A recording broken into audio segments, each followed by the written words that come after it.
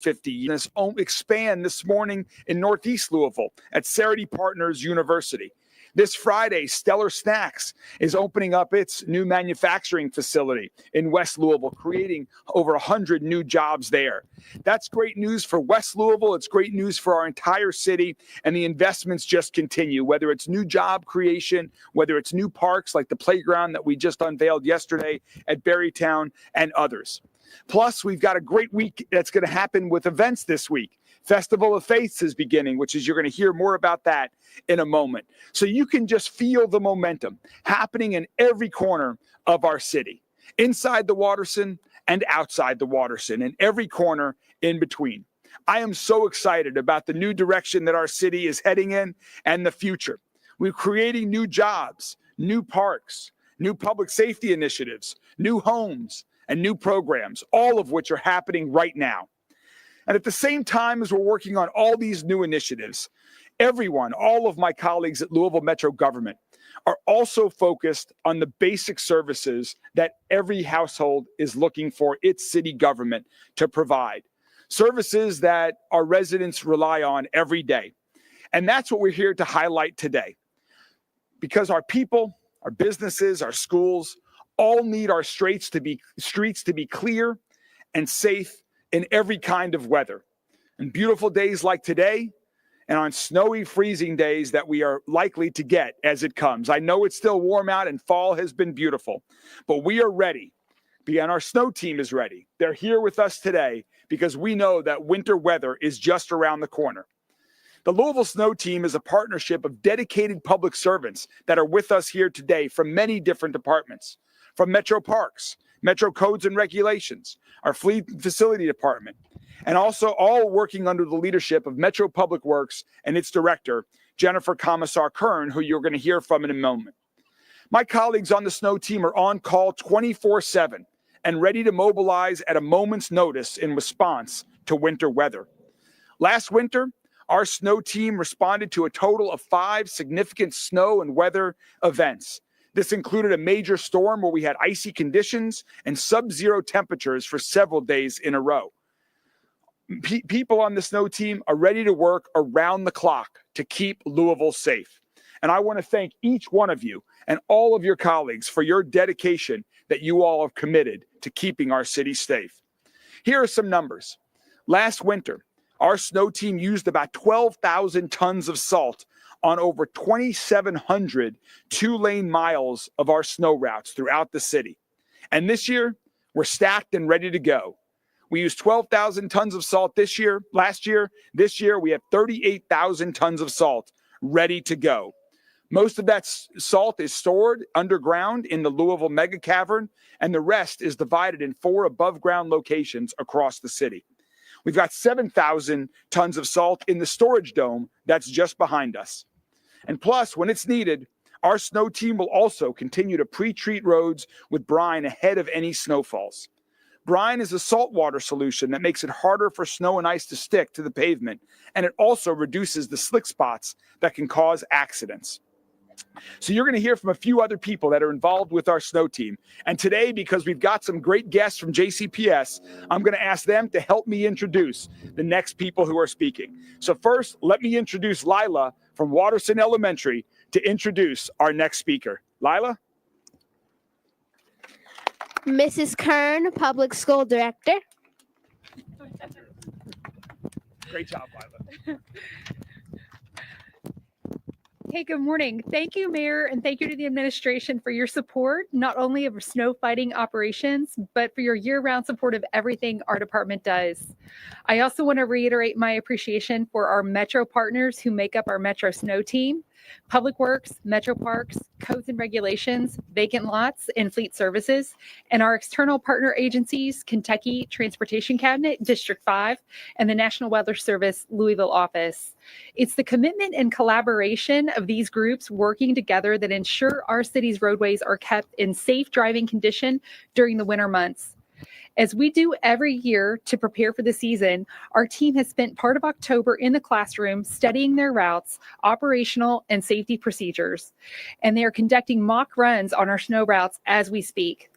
We do this to ensure that the most seasoned to the newest team member are well trained and equipped to ensure that the 2,700 miles of roadway that make up our Metro snow routes are kept in safe driving condition for the public. When our snow team is deployed during significant wintry weather event, we have an upwards of 160 pieces of snow fighting equipment, including payloaders, large trucks, snow plows, utility trucks, and other heavy equipment. And though the equipment is essential to get the job done, the most important asset is our people. Upwards of 200 team members from dispatchers, mechanics, truck drivers, heavy equipment operators, administrative personnel, IT, and GIS professionals all come together working around the clock with one goal: to ensure the public is safe and our roads are safe for travel. Before I conclude, I also want to give a big thank you to our safety and equipment training team for their dedication to ensure our snow fighters are prepared and safely get through the winter season. And last but certainly not least, a huge thank you to our Roads and Operations Assistant Director, Mike Nolan, and Roads and Operations Administrator, Barry Clyde, for their operational leadership and amazing and tireless work behind the scenes. That's what the snow team does and how it prepares. Now, here's what you as a driver can do to help during snow and icy conditions. Slow down, don't rush. Approach roads with caution as they may be icy or slippery. Plan ahead, give yourself ample time by at least doubling the time it usually takes to get to your destination in normal weather. And look out for snow plows and give our snow team room to work. Snow plows are big and bulky. They can't move very fast, and sudden maneuvers around them create additional hazards. Thank you so much. Thank you so much, Director Kern, for your leadership and for your work along with your colleagues every day, whether it's the snow team or other issues. Public Works is working to keep our streets safe for everyone. Of course, it takes more than just equipment to make all of this happen. It takes a dedicated team with a variety of skills and tools. That includes our geographic information system professionals that are making sure all of our mapping and communications and digital infrastructure is in good shape. We appreciate all of them. We appreciate our mechanics that keep this equipment running, our heavy equipment operators, our administrative specialists who work with dispatchers during snow events, and our communications team who keeps the public informed during these events as well. So to everyone who has a role in keeping our streets safe, thank you, thank you, thank you. I really appreciate everything that you do. Everyone can follow along with what's going on with the snow team on social media at Louisville Public Works or also at louisvilleky.gov. We also have another partner in all of this, particularly on our state roads here across the city, and that's a partnership with the Kentucky Transportation Cabinet. So here to introduce our next speaker is Emma. Oh, Emma's right next to me. Emma from Fairdale is going to introduce our next speaker. Take it away, Emma. Mr. Bullock, Kentucky Transportation Cabinet. Great job. Hey, Matt. Thank you. Appreciate it. Good afternoon. As we all know, it's snow and ice season. Our season typically starts November 1st, like we have today, and in 70s and even 80 recently. But the KYTC crews are ready to respond to winter weather to keep Kentuckians safe on the roadways. A great deal of preparation goes into us getting ready for those winter weather events. Our snow fighters have finished all their training, calibrating equipment, and maintenance of the equipment to make sure they're in tip-top shape. Of course, we've stocked up on our necessary materials that we need. Last several winters have been relatively light, so we haven't used as much salt as we have in some of those heavy winter years. So we are stocked up on all those necessary road materials. We're responsible in District 5 for about 3,500 single-lane miles of roadway over our 8 counties. Nearly 600 of those miles, though, is in Jefferson County alone. We're committed to keep those roads safe and clear. And safety is at the forefront of everything that we do, especially during winter weather events. So we have about 172 trucks that we use. across all of our 8 counties. 72 of those are dedicated just to Jefferson County. Our mission is to keep traffic moving safely, prioritizing mobility along the state maintained and priority routes. So what we do is we have a priority system, as we've talked about before. There's interstates and parkways. Of course, we don't have any parkways of the interstate type in our area, but those priorities are the interstate system. And then we go down to what we call A, Bs, and Cs. Cs are the routes that are the lower volume, more farm to market style roads. Those are the last things that we go, because our priorities are the higher volume roads like the interstates and your Hurstburn Parkways, your Taylor Boulevards, roads of the higher nature volume.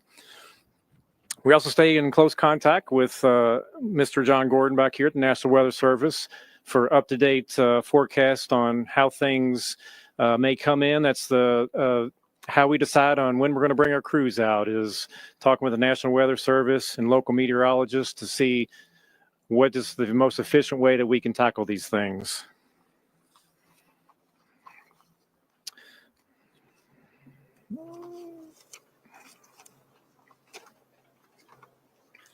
Sorry.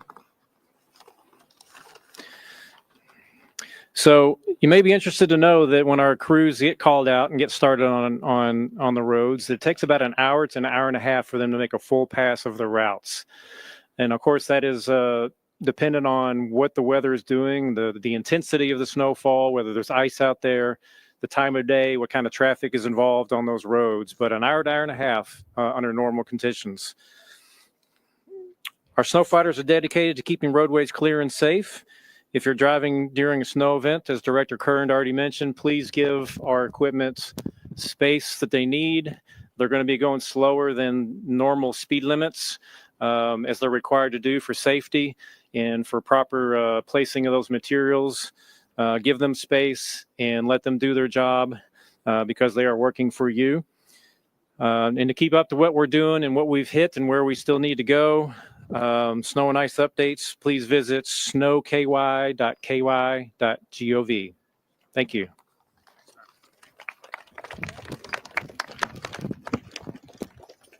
Thanks, Matt. Well, behind my colleagues on the snow team are some amazing snow plows. And part of the reason they're so amazing is because my friends here from JCPS painted festive designs on 3 of the Metro Louisville snow plows. They're going to be featured in the Light Up Louisville Lots of Lights Parade on December 7th. Again, Light Up Louisville this year is going to be on December 7th, the weekend after Thanksgiving. We're very excited about that. We'll have a lot more to say, but you're going to be able to see these snow plows and a lot more there, hopefully before they're needed on the streets. I want to thank our arts teachers, Lisa Schooling, Grant Bridges, and Carrie Lardner from Foster, Fairdale, and Watterson Elementary Schools that are here with us today, along with all of our friends from those 3 schools as well at Foster, Fairdale, and Watterson that are here with us today. So to introduce our next speaker, you're going to hear from one of those students, McKinley, who from Watterson Elementary, that's going to introduce our next speaker. McKinley? And next up is Miss McCallahan.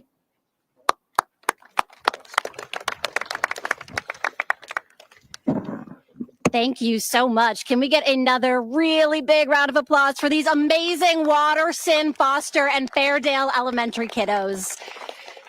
You guys did a great job. I'm Carolyn Callahan. I'm the Chief of Communications for JCPS, and there is nothing better than getting to spend some time with our amazing students. We have to thank Louisville Metro for always including and supporting our students. We are so thankful for the community who wraps their arms around our students and helps them succeed. With an opportunity like this, these are things that these students will always remember. This is something that takes them out of the classroom, gives them life experiences, and will give them something to talk about for a while. How much fun was it to decorate these snowplows? Very fun. We got some thumbs up too.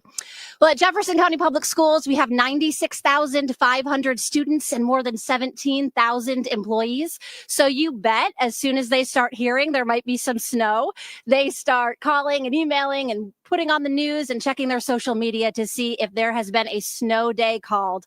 I used to love doing that when I was a kid too. Do you like snow days?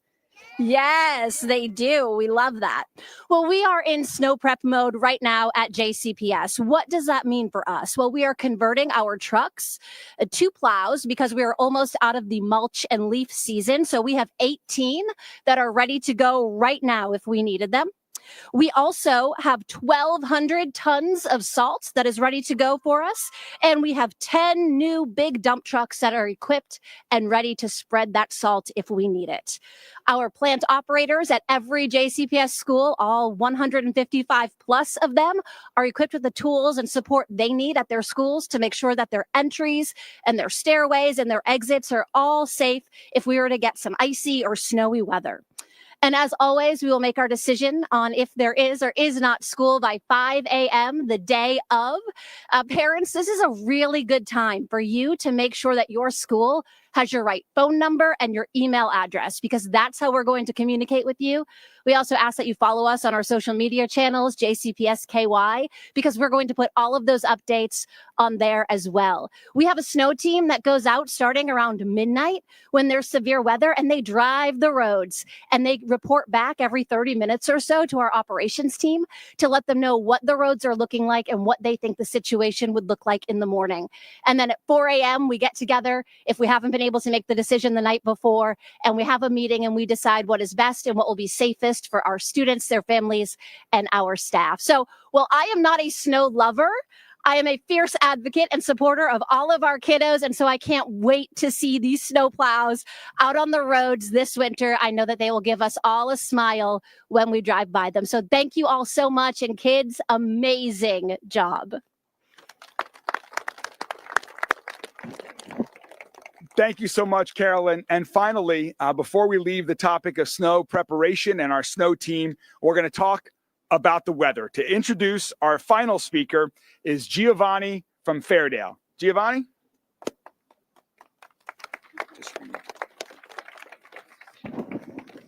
John Gordon from National Weather. Great job. Hey, what a deal. Great job.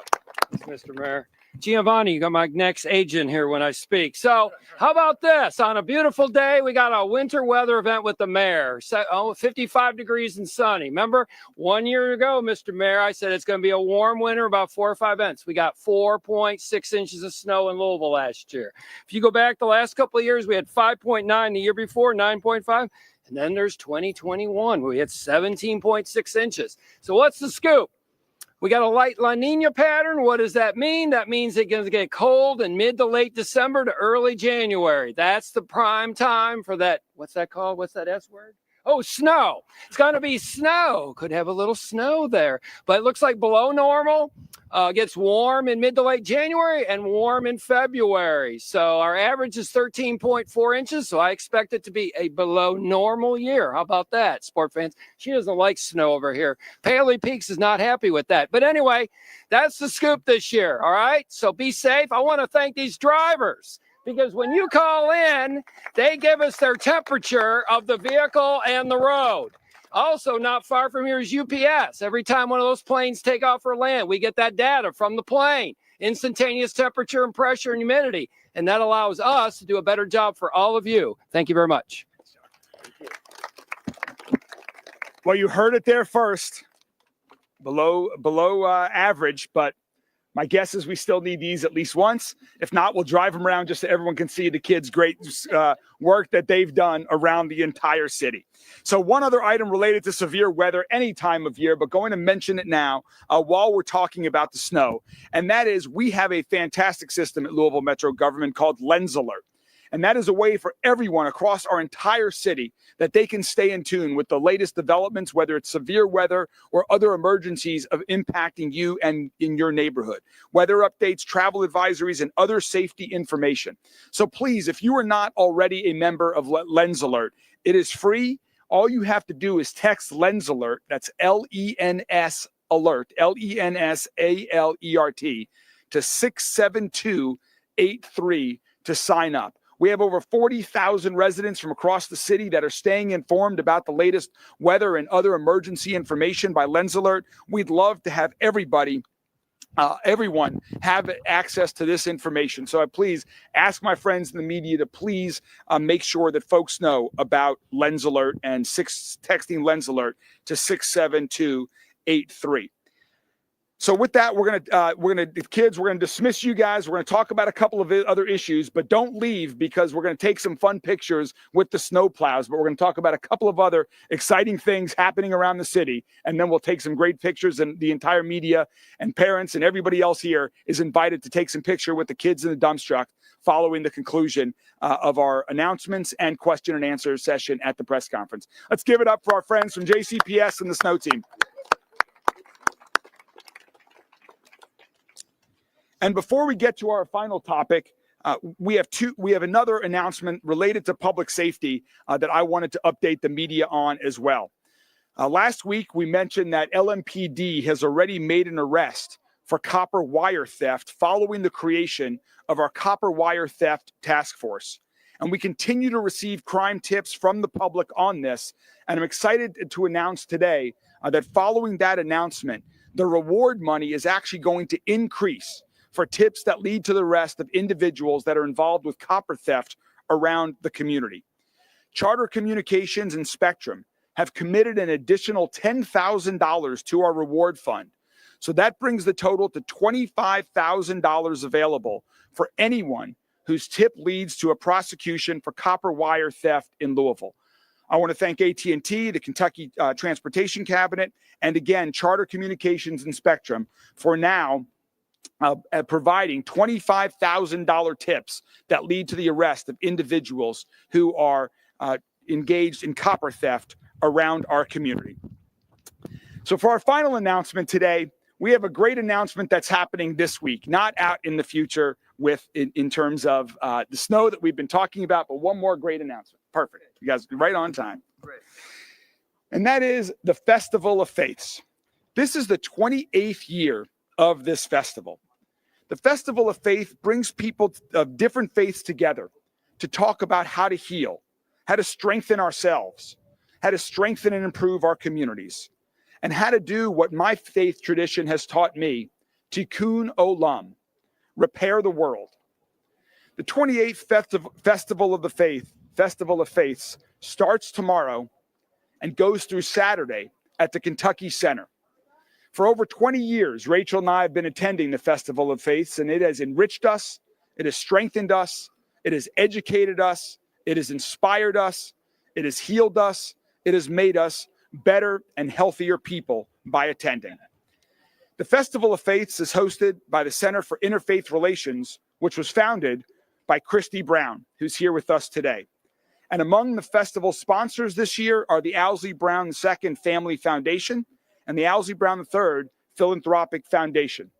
Rachel and I are excited once again to attend the Festival of Faiths this year, and I know Rachel is particularly excited and honored tomorrow night to be able to make some welcoming remarks at the beginning of the 28th Festival of Faiths. So to tell us a little bit more about this year's Festival of Faiths, I'd like to welcome Christy Brown and Owsley Brown.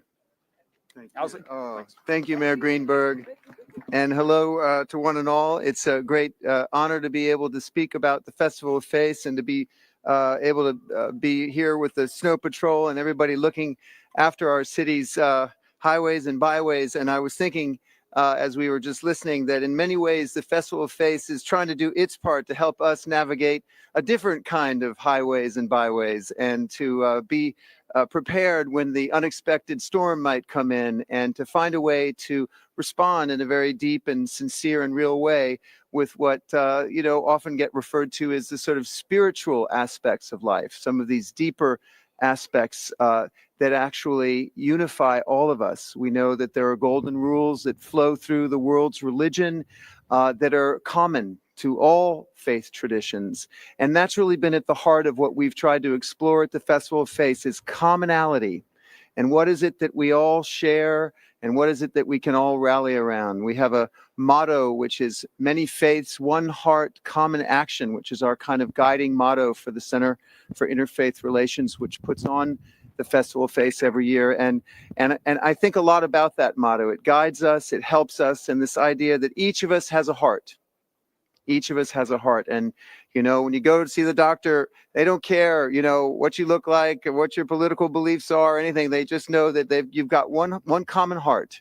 And that doctor can look after that one common heart. And we want to teach and promote and do all that we can to help us realize that we can, when we connect with that common heart, we connect not only with ourselves, but we connect with each other in a much deeper way. And I can think of no better medicine in this day and age, in this time of great division, to bring us together and help us find mutuality and our own human experience. So that's what we're up to at the Festival of Faith. This year we have a really exciting theme of imagination. How can we activate our own imagination to dream up the kind of world that we all hope to live in, a world that can bring us together, a world that we want our children to grow up in, a world that we want our families to be proud to be a part of. And I think we should all feel a great sense of pride that this festival is happening right here in our beloved Louisville. It's unique in the world. People do come in from all over the world to attend this festival. It streams live and then it's posted up to YouTube after the fact. And we've had over 4 million visitors visit our videos, and so many countless of thousands come to our festival here in town. So if you're free this weekend, starting tomorrow night at the Cathedral of the Assumption, I believe it's around 5 o'clock. Does anybody want to? I think it's 5 o'clock. It's on our website, 5 o'clock. 5:30 is our opening service, which is a beautiful interfaith gathering at the Cathedral of the Assumption right in downtown Louisville. And then following on, and Thursday, Friday, and Saturday will be at the Center for the Arts. And you can find all of our details at the festivaloffaith.org website. So thanks so much for your time and attention. Mom, this is my mother, my lucky me, my beloved mother, who got this all going a long time ago. Would you like to say something, Mom? Yeah, okay. Here's my mom, Christy Brown. Oh, you all are so cute to still be standing there. It's great. It's a good thing it's not snowing, even though those snow plows are extraordinary. Yeah. And obviously, it's the most beautiful example of this community, which is the caring and the love that the mayor and his administration represents by bringing together the youth of our community to partner with you wonderful people who are the Public Works Department. To me, that is a truly perfect new vision of health, which is something that we all care passionately about, which is why the festival is so important, because we each do have this need to call upon our spiritual selves. You'll remember hearing about Thomas Merton, who came to Kentucky blessedly years and years ago, but he taught us those beautiful words that we should be looking at each other and acknowledging that each of us is walking around shining like the sun. And that is what was happening here, not just the magnificent sun itself, but these magnificent children and their sharing of their creative selves with us. So come, bring your son, your daughter, and your grandchildren to the Festival of Faith. We'll be there to receive you with love and open arms. Thank you. Thank you. Bye. Thank you. Thank you, Christy and Owsley, and again, inviting the community to join for the Festival of Faith and to really enrich and strengthen your spiritual health.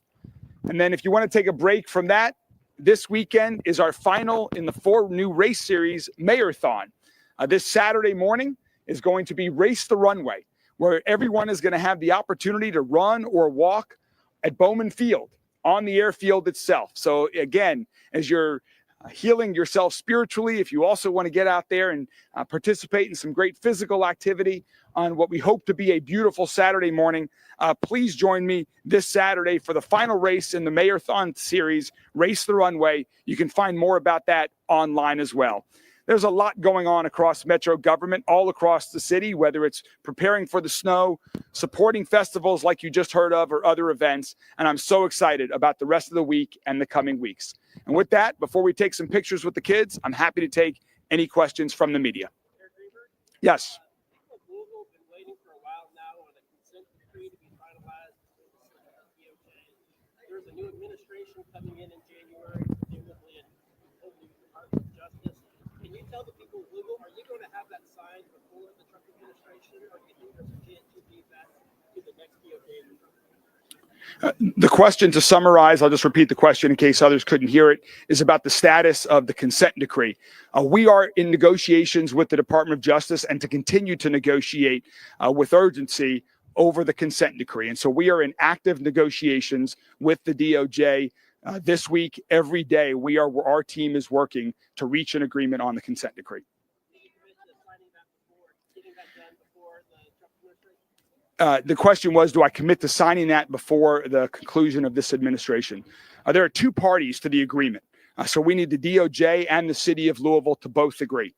And I've said since the very beginning, there are really three guiding principles that have guided me and our administration as we work to agree to and sign a consent decree. First, there needs to be real, meaningful reform to improve the culture of LMPD and to improve our approach to policing. That improvement is underway under the leadership of Paul Humphrey, but that is a first guiding principle. Second, Second, these reforms and improvements must work side by side to support our efforts to improve public safety and reduce the amount of gun violence that we have. And third, the consent decree that we sign must have specific performance measures, and it must have a clear exit path once sustained compliance is met with those performance measures. Those are the three things that we have told the DOJ from the very beginning. Those are the three things that are guiding us. We have made significant progress. We are continuing to work with diligence every day on this. Mayor, just a couple of days ago, we heard Chief Humphrey talk about Officer Dustin Lee with a letter of reprimand for shooting pepper balls at a newsroom.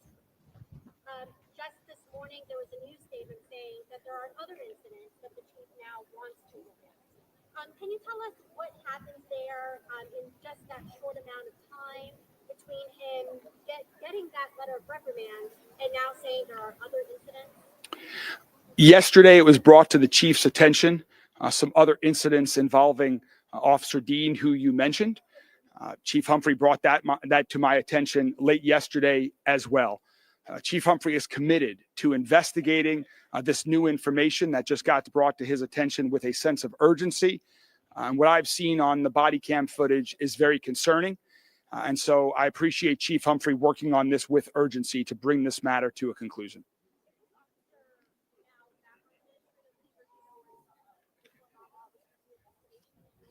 He's currently employed by LMPD. I'll let LMPD speak to that. I think Josh has one.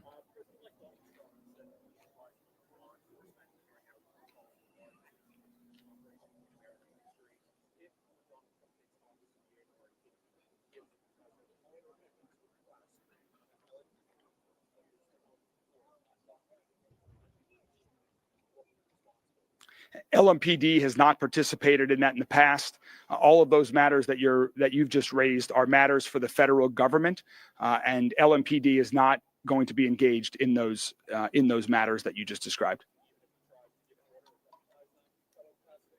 Again, I believe that is the responsibility of the federal government, not the local government or a local police department. Did you have a follow-up? I'll take a couple more.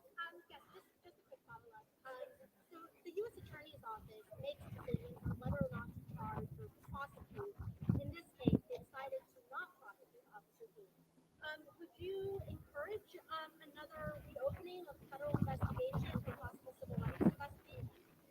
Right now, I'm supportive of the chief doing a thorough investigation on the additional information that has been brought to his attention and a complete thorough review of other surrounding incidents, as he has alluded to. And let's take that one step at a time.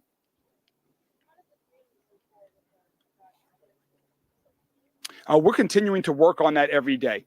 LMPD, Chief Humphrey, myself, we all know that there is a lot of work to do. And there's a lot of work that has done. And I even think this incident that we're talking about, which took place in 2020, and the chief's reaction to the new information that was brought to his attention is a reflection of a new approach at LMPD, a commitment to address concerns that are brought to our attention quickly, with expediency, thoroughly, and appropriately. So that is just one of many examples. We continue to extend our reach, extend LMPD's reach out in the community through outreach efforts, through community meetings, through the police activity leagues. We're working to hire more LMPD officers so we can continue to create more relationships with people in the community to prevent crime from happening, to undertake constitutional policing, and improve the safety of our community. Anything else? Thank you all. All right, let's take some fun pictures with the kids.